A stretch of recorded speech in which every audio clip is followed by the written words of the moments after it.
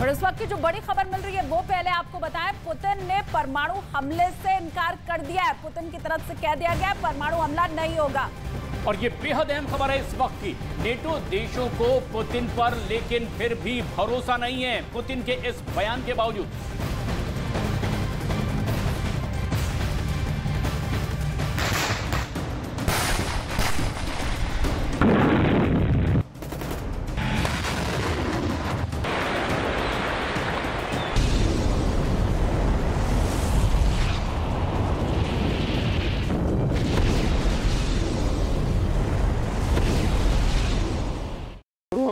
Лізуть, ми відбиваємо їх, обороняємо свої позиції.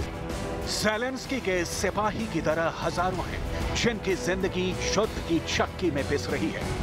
Dmitry अपने बच्चों से मिलना चाहता है, कह रहा है कि वो अपने बच्चों के चेहरे तक भूल चुका है। Головна ціль їхня взяти Донецьку область, тобто хоч щось зробити. Хоч якісь у них були такі масивні успіхи, показати зі своєї сторони, що вони щось можуть. दिमित्री घर जाना चाहता है तो अलेक्जेंडर को भविष्य की चिंता सता रही है। आगे युद्ध में क्या पड़ा है, अलेक्जेंडर को ठीक से नींद नहीं आ रही। और इस बीच एक सच है जिससे किसी भी वक्त पूरी दुनिया का सामना हो जाए। ये सच इतना भयानक, दर्दनाक और घातक है कि Moscow to Washington DC via Kyiv एक डर का आलम है, एक खौफ है। माहौल इस कदर भारी है जैसे कोई बड़ी तबाही आने वाली है।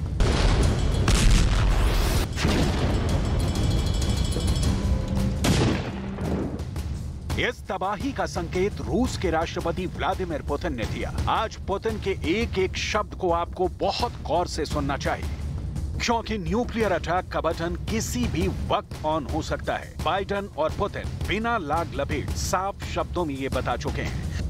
Единственная страна в мире, которая применила ядерное оружие против неядерного государства, это Соединенные Штаты Америки. Они сделали это дважды в отношении Японии. С какой целью? Военной целесообразности не было вообще никакой. Ноль. तो क्या पुतिन ने यूक्रेन के खिलाफ कुछ घंटों में ही परमाणु हमला करने की रणनीति पलट दी? क्या अब यूक्रेन को अब इसका डर नहीं कि पुतिन परमाणु हमला कर सकते हैं? क्या अमेरिका ने मान लिया है कि रूस इस जंग में न्यूक्लियर वेपन का इस्तेमाल नहीं करेगा? क्या परमाणु बम गिराने के प्रभाव को पुतिन बाइडेन ने समझ लिया है?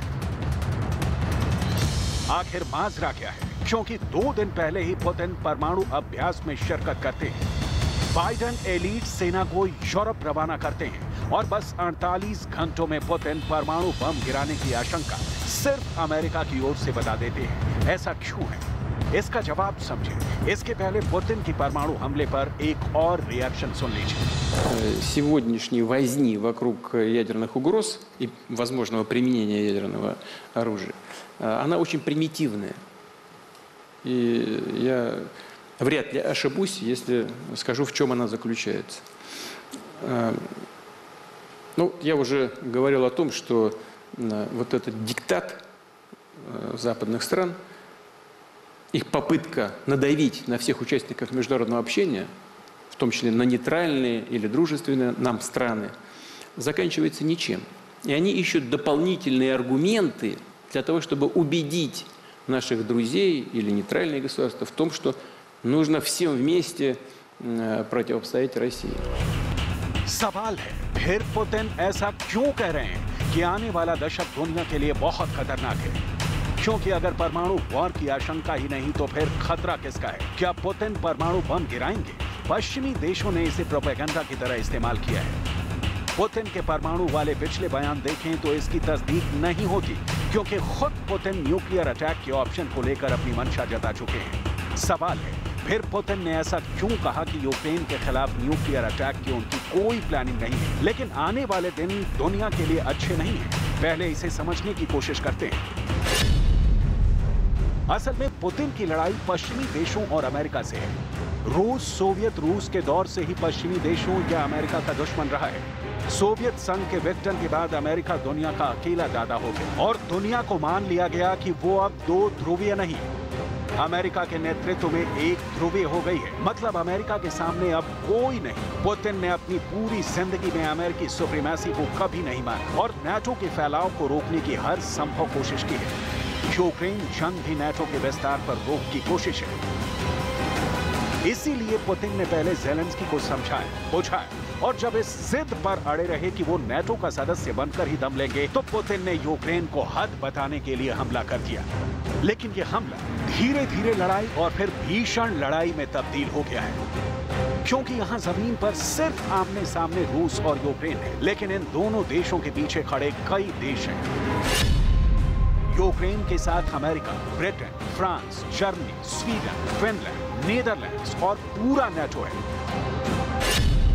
वहीं रूस के साथ बेलारूस, चीन, ईरान, उत्तर कोरिया जैसे देश हैं।